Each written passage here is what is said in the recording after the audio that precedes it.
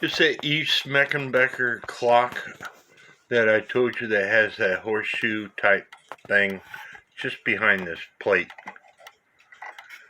And to get this thing in beat, you have to adjust this horseshoe to the left or to the right in order to get it in beat.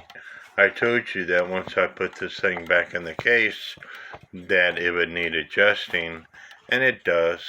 You can almost see that horseshoe thing rock right there, and that is what needs adjusted to the left or to the right to get the clock in beat.